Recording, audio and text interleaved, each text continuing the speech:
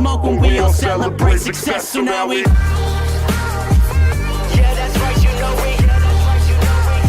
I thought I told you that we. Hey guys, long overdue update for you. The past 2 weekends I have been very busy, and let me just show you what we've been up to. So as you can see, obviously I've been busy with the soundproofing. Passenger side footwell took an entire sheet. These things come folded over like so. Basically I just dropped an entire sheet and rolled it in. I had to cut the center bit over here because there was a bubble I just couldn't get out, and also it was too tight, so even with the holes I put in the front and back I couldn't get it to smooth. So I cut it down sort of the center, pressed it in. I'm going to take a leftover strip and just seal that up later. I had better luck on the driver's side, so what I did on the driver's side is I measured, cut, you know, sort of the panel down, and then slowly started applying it and conforming it to all the shapes of this footwell. So that side was a lot easier because as it went in I was rolling it down with the roller, and I bought this roller especially. This is the same brand as the soundproofing I'm putting in, STP. It's a weighted roller. So basically once you put the thing in place you sort of peel and stick, any way I can really describe it, and then you use this roller just to push it down so the glue binds to the metal body. So there was a lot of prep work that had to go in here. I had to clean, you know, I've been saying I needed to clean and vacuum, so the vacuum's in here. But I had to vacuum up all the loose bits. I brushed it again a few times, vacuumed out the loose bits, gave it a wipe down with some thinners, you know, the whole sort of surface here, transmission tunnel, the whole thing. Then I had to take a break for about 30 minutes because the thinners gave me a headache. Once I came back, you know, the surface had evaporated, everything was clean and dry, and I was able to get going. So this was the easiest one to do. This one is a sort of a, say, 3/4 of a panel, and then I started doing the lower section, and I'll come a little bit closer. Let me put the light on. You'll see this is not one uniform piece. I've had to make patches to sort of fill this up, so there's quite a lot of overlap, and the reason I'm doing that is because of the shape. You know, this is not one, the firewall is not one flat piece. It's got a lot of indentations and, you know, recesses and that sort of thing. And it's also got these, you can't really see because of the reflection, but I'll try to find a still of what it looked like before. But there were these holes in the bottom of the foot plate. But yeah, we're getting there, and I'm using all the leftover strips to sort of patch like these little holes here, these little gaps. And there's gaps all over the place. So I'm trying to, ideally this probably should have been out, but now I've put the brakes in already, and I'm a little bit loath to take the whole thing apart to do the soundproof. So I'm going to soundproof around it, and then maybe a patch or two across here. I need to fill in this space here. But basically once I'm done with all of this here in the front, I'm going to do this top section of the dash. You'll see now there was this grommet, and I'll show you from the other side, that went about here. There was one here, and there's another one down here. I basically just covered those up because I can always just take a blade and make a nice cut here and here, and that's to feed the wiring harness, the main wiring harness through. Now why I did that is so that when I cut this and push it through, the soundproofing will create like another seal, and that should hopefully stop water getting in. On the plus side, the water should run on top of here. It'll soak into my underpile, but then hopefully dry up a lot faster. It's better than coming onto the bare metal. And if you remember, I had to paint the surface again because the surface rust that kept appearing, so I want to try and avoid that in the future. Yeah, in this little section here, why are we not zooming there? There's actually a tear in the firewall from a very badly done, you can see how messy that is, very badly done rust repair. So I've injected that area with some of this rust converter. This is the stuff I used. rust converter and primer. So I've injected a whole bunch into that gap, and that caused a huge mess, but it's neutralized the rust. So we'll sort something out to fill that up, and then the gap where it's coming through on the firewall and on the inside of the engine bay, I'll sort that out, and that should hopefully prevent any more rust forming there. I'm hoping I got it all. The downside to rust is it's like cancer, guys. It's basically, once it's there, it just keeps coming back, and if you treat it properly, it'll just keep coming back.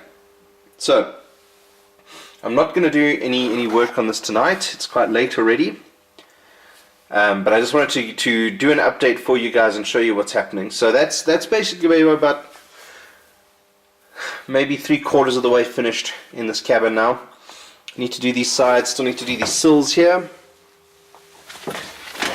and obviously fill any holes that I've left. There's quite a few little bits and pieces, so I'm hoping I'm going to have basically I should be able to finish most of what I need to do with that panel, and I'm going to use this to go back and finish up all the bits that we missed. You know, we did big coverage when the guys came to help me, but there are a lot of gaps. See, there's holes all over the place. So I need to fill those up. Now, with this much soundproofing, obviously the panel's not going to vibrate. But, you know, I don't do anything half-assed, so that needs to be done. So I need to fill up those holes, patch this up, patch these up. I want to do the inside of the wheel tubs on both sides. And just kind of, and you know, there around the taillights as well, fill out those gaps. So there's still quite a bit to do, but yeah, I did a major push on Saturday night, and I think the results speak for themselves. It's about 4 hours of work there. So yeah, it is very relatively easy work, very simple work. It's relaxing. Literally peel and stick and then roll it down with this roller. Now I've been using this end to sort of get into these creases and sort of just press these things down. So I'm going to go over the back end of the car when I'm done with the major stuff, just do some final smoothing. But yeah, once the cabin is done, once the soundproofing is done, then we're basically ready to trailer this thing off to the upholsterer for the underpile and the carpet. You know, there's some underpile, then there's sort of some foam sponge that'll take on like one of these things is sort of a V shape up here. There's one that goes on the top here, squares for each of the footwells. But before we do that, guys, another lingering job is this over here. So what I need to do here, pop out this retaining pin, push that out, take this in the quadrant out. So now what these guys have done, and I don't know why it was done like this, but focus.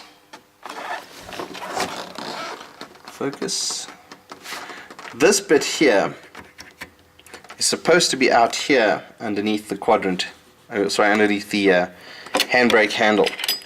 The switch for the handbrake light is supposed to be tapped over here. This bit is supposed to have a little, let's get the quadrant in the right place, like so. There's supposed to be a little metal tab that holds this quadrant up. It's going to be a very rough explanation, guys, I'm sorry. But it's going to hold the quadrant up so that when I pull the handbrake up, the quadrant stays where it needs to, and this ratchet part here will move on this key to put tension on these cables. So in theory, you press the button, I kind of did it there, press the button in the front to release the key to put the handbrake down. When you want to pull the handbrake up, press the button in again to release it on the ratchet.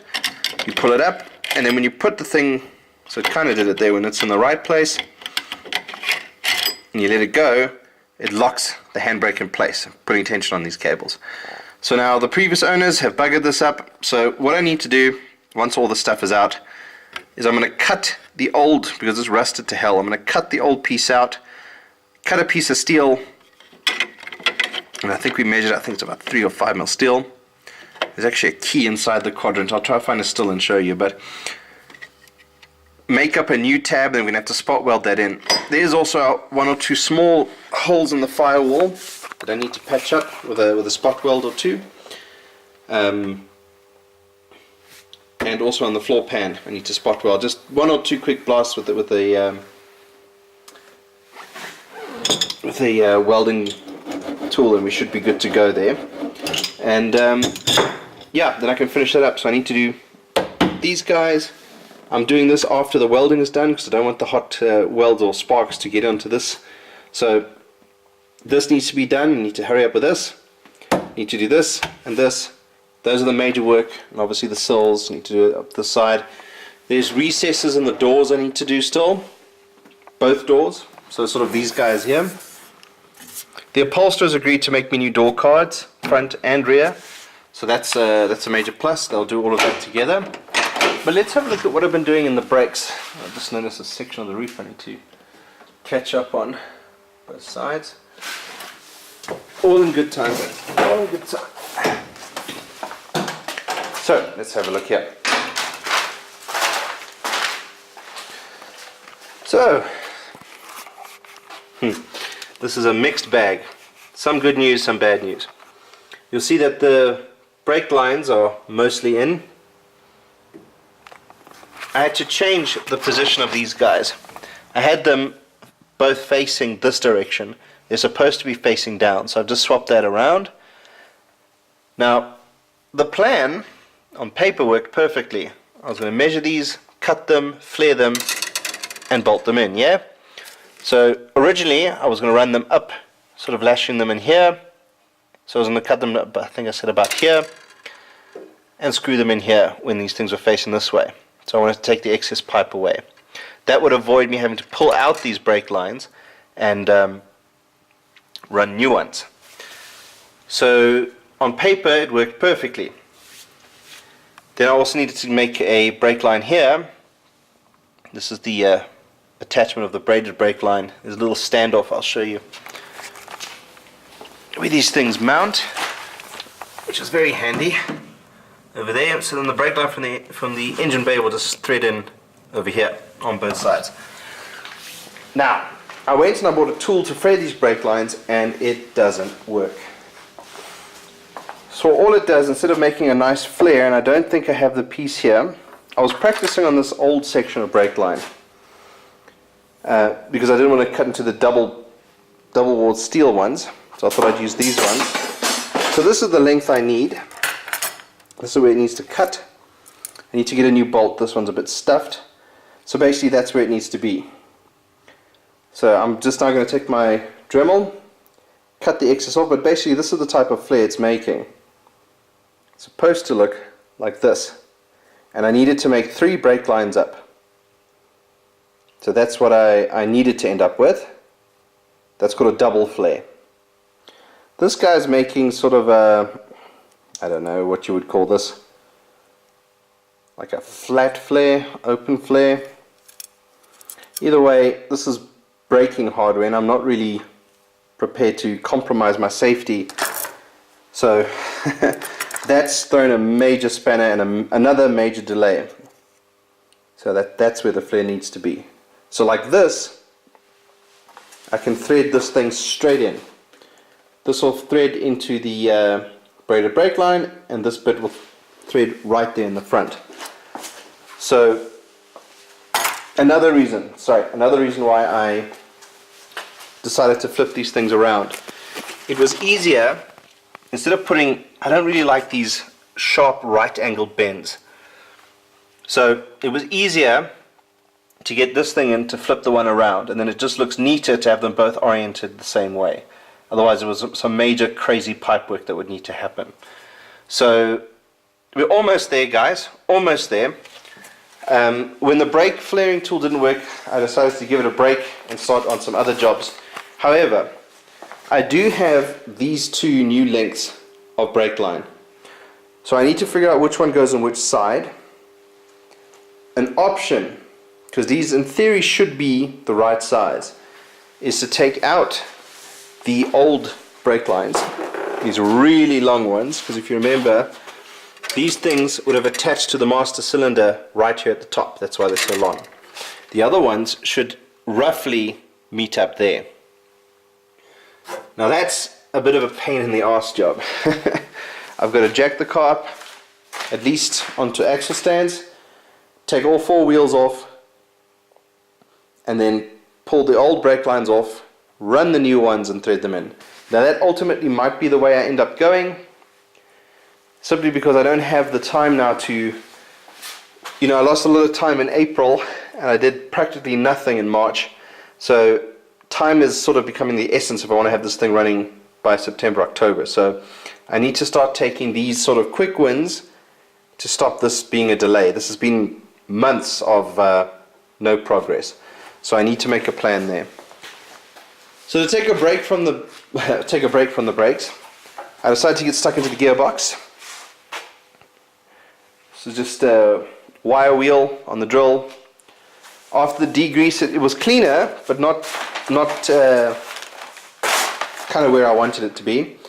So I've been using these wire wheels and just getting most of the dirt off. We're at the point now where I want to flip it over to clean up the bottom.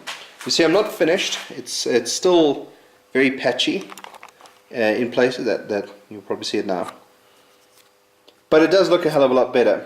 So I'm going to probably end up taking some steel wool and just getting into all the little bits I can't quite get with the wire wheel. I might try the wire wheel attachments on the Dremel. Then this bad boy, 17mm. So this is the drain hole here. So I need to get a small table and my sumpy under here. Pull this out, let the oil drain.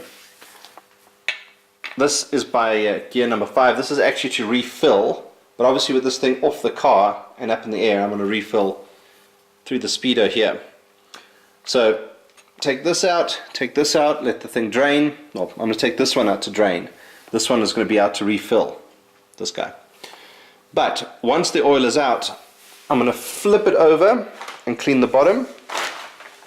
This is an all aluminium gearbox casing, so I don't need to worry about rust. I was going to paint this thing. I'm not going to paint it anymore. I'm just going to clean it up as much as I can. So anyway, once the oil is out, I'm going to pull this pin, flip the thing upside down, put the pin back in, clean the underside. That should be quite easy. It's easy work on the drill. There are some casting lines and stuff I'm not really happy with, but this is a level of overkill I may not pursue. So I was going to put like a grinding wheel attachment on the Dremel and just sort of go over these things and just tidy it up. But again, this is a gearbox that once it's in, it's going to be right at the bottom of the engine bay, and no one is going to see, notice or appreciate that level of effort. And if we were a little bit further ahead, I would say I'm definitely going to do it, but this is a time-consuming job that I don't really think I'm going to get to. It's irritating, these things, but that's my own personal OCD kicking in there. So we're making some good progress. Once this is finished, once the oil is drained, it's cleaned, refilled, I'm going to stick it back on a stand somewhere and get the engine up here and start on the engine. I'm very happy with this engine stand. It really has come in handy. Need to polish up this brass bit here as well. So we are making some good progress. I haven't filmed too much just because I've been so hellishly busy, and it's easier for me to sort of do the work and then sort of do an update like this than it is for me to try to sort of accommodate everything and like explain the work, film the work, and then get things done. April is birthday and jeez, it's my son's birthday, my wife's birthday. It's our wedding anniversary. It's my mom-in-law's birthday. All in April. So April is basically a write-off every year.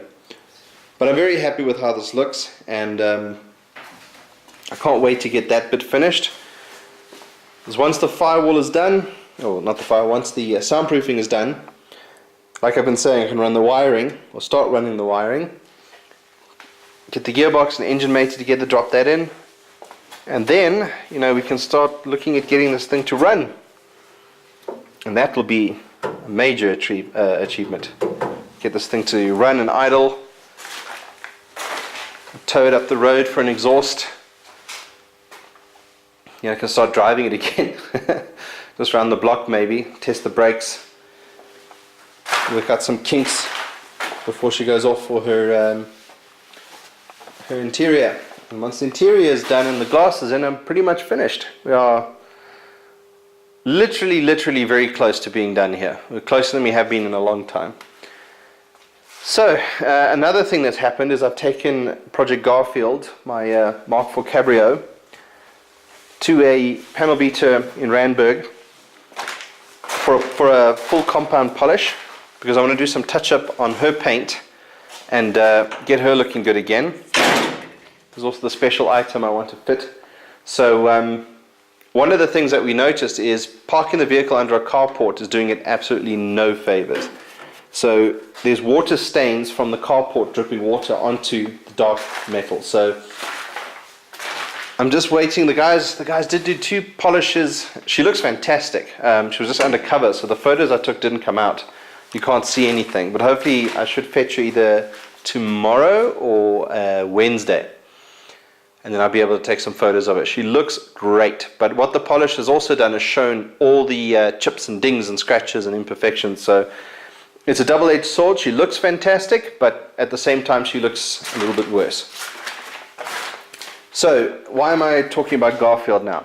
Basically what I need to do is I need to get Garfield into the garage and under a cover. It's something I've been thinking about doing for a long time, but seeing those water stains on the paint, it kind of just sort of brought home what I need to do, prioritize. So it's nice to have the working space with this car in the middle, but the nice thing is Garfield moves, whereas this one doesn't.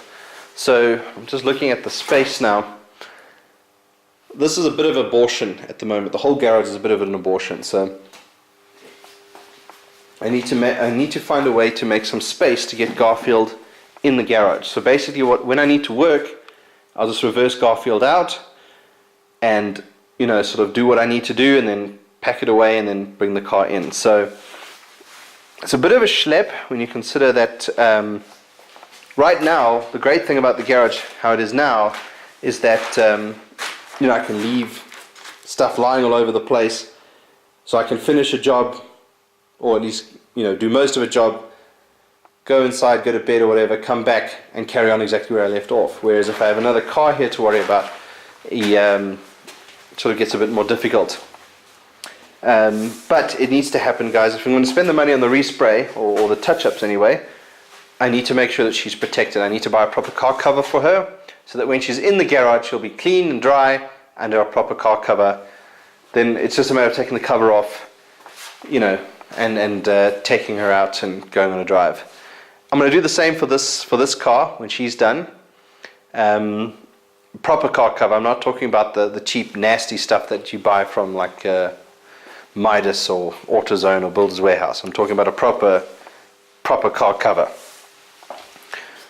So I don't mind spending some money if it's going to look after the cars, but basically what I need to do, I need to take the bases off the City Golf seats, get rid of I might hold onto the headrest, get rid of the back sections. Those bases become the bases for these seats. So once the bottom bit's off, I can get rid of the foam and the upholstery and all the rest of it, and just keep the bases I need to make the brackets for these guys. City Golf seats, I was never going to use these. The back seat I am going to use. These things were always going to be donors for tombstones, so I'm not really too concerned about those. These guys are going to get fixed, but they're pretty much going to stay how they are. So, and also here, I need to make a plan here. So if we can get Kirschwasser about 1/2 meter here, I should be able to bring the other one in as well. So I need to tidy this area up, make a plan here, and just push this vehicle over. I might need some help on the weekend to do that, but I was going to make a stand for these things. I need to finish that up. I need to turn this car around so that the nose is facing the front. It's going to give me more space to work when we do the engine install. But that I've still got some time for. Who's opening the garage? Oh, Andrew's going for a run. Sure, I'm just looking at this mess of a garage. I think tomorrow night is going to be some serious tidy up time. We'll finish this first, and then I'll spend about an hour or two. Oh yeah, I sprayed this guy. I need to put that back. Need to really sort this place out. I want to put the shelves up. That'll be a job for the weekend, but I want to put some shelves up here, sort of under the light, in sort of an L, just to clear up some of the stuff that can go up on a shelf and get it off the floor or out of these boxes. But yeah, I'm trying to stop planning so much and actually doing stuff. But we are. I mean, this has been a really interesting. I've never done a cleanup like this. I was going to spray it, like I say, but I mean it's aluminium, so you'd have to prime it. Paint wouldn't bind, so you'd have to clean it absolutely perfect, prime it absolutely perfect, and then paint it. So I'm not even going to bother. It'll get dirty on the road once I start driving her every Friday. I'll tell you what I could do. I put this plank of wood up against this wall to stop the engine taking chunks out of the plaster. So I was actually thinking about this the other day. If I drill this thing into the wall and mount it permanently, I can attach stuff to it.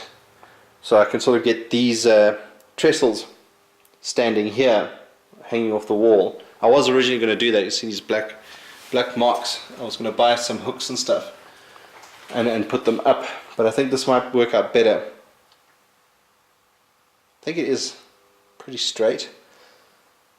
So I need to put about 10 or so holes in the wall, lined up with this thing, bolt this thing nice and tight, and sort of use it to sort of build other shelves or compartmentalize storage or something. Gosh. On the plus side, once the car is finished, a lot of this is going to be in the vehicle, and anything that's left over is being chucked. Well, most of it will probably be sold, but there is quite a lot of junk there that I'm holding on and I'm not prepared to get rid of until the car is pretty much finished, or at least 90% finished. I really do need to get another one of these cupboards here. So yeah guys, I'm sorry it's not a very interesting update. My updates of late have not been up to par, and I do apologize for that. Remember, I am doing this after hours, after the family's gone to bed, by myself. So yeah, the progress is slow. I'm at the point now where I'm going to start asking mates to come over and help, just to try and give me a bit of a push. I'll finish the gearbox, you know, the firewall and all the rest of the soundproofing on the firewall. I'm going to do that stuff myself, but there is quite a lot of other stuff that I'll need help with. Electrics being one of them. I'm not very good with auto electrics. I'm good at letting the smoke out the wires, not so good at making the stuff actually work. So that's a skill I need to still develop. The other thing I need to still do, just looking at these, I need to still drill the holes here to bolt this thing in properly. It's in nice and tight as it is, but it's really only held on with those 2 bolts and those 3 bolts. I think that's how the old one was actually mounted, so it might actually be alright.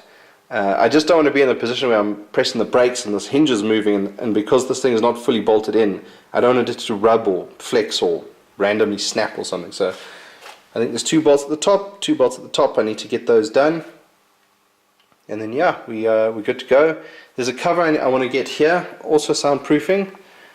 I'll put a still up of that. I'm just waiting for the rand pound to recover a little bit more before I import, and there's from the same place, a Newton Commercial, there's quite a few other little bits and pieces I want to order. So make one big order. And again, that's soundproofing on the bonnet.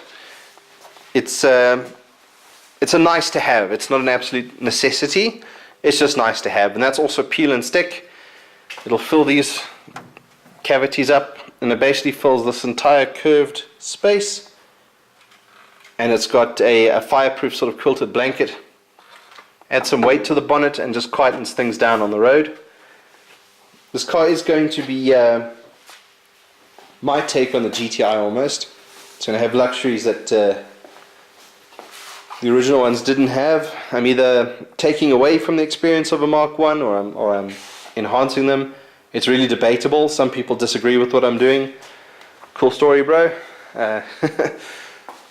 Everyone's got their own opinion, but yeah, I want a different kind of ride. I've done the noisy high performance city golf thing already. I want a nice, quiet, relaxed, refined ride, and that's why I'm doing the upgrades I'm doing. But yeah, I'm gonna go upstairs now, edit and upload. Hopefully this video is at least entertaining for people who've been following. I'm very thankful for the 75 people who are still watching my videos. I do owe you guys, also the guys following the DeLorean series, I owe you guys an update. There's quite a lot of work I've done there. Quite a lot of custom work. I can't leave anything standard. There's quite a lot of custom work on the DeLorean as well. Really just cosmetic changes, but yeah. You know, the one thing I was... Sorry guys, I'm jumping all over the place just looking at these. So I mentioned that that's the soundproofing there. Let's close up those holes there. I just wanted to test something. I want to go to Pro Auto Rubber with this thing as an example, because I think these holes might be the same size as those holes. No, they're not. They're actually smaller.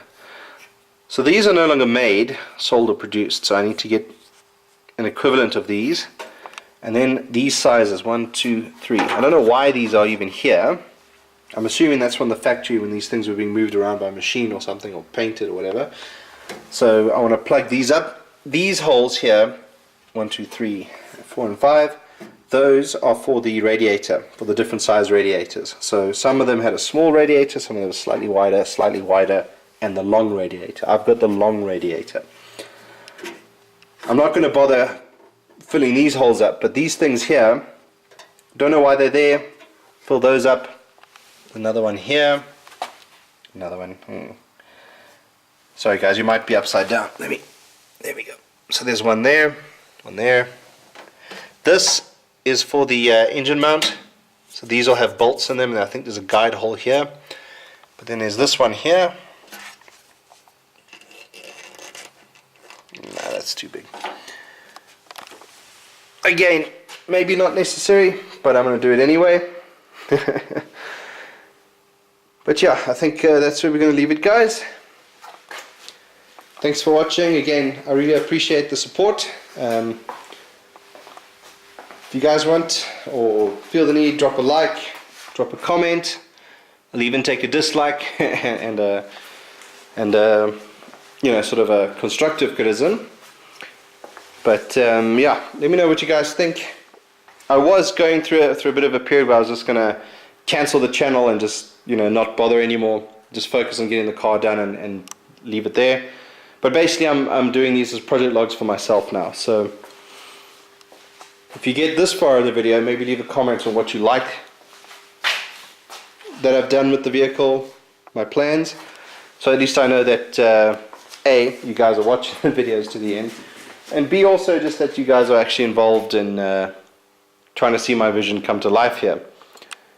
Anyway, I'm rambling now, so we're going to leave it there. Cheers for now, guys. Hi guys, thanks so much for watching. If you want to see more and be kept up to date, please follow me on Twitter, Instagram, and subscribe to my channel. With your help, we can get this project complete and move on to the next one. Bye for now.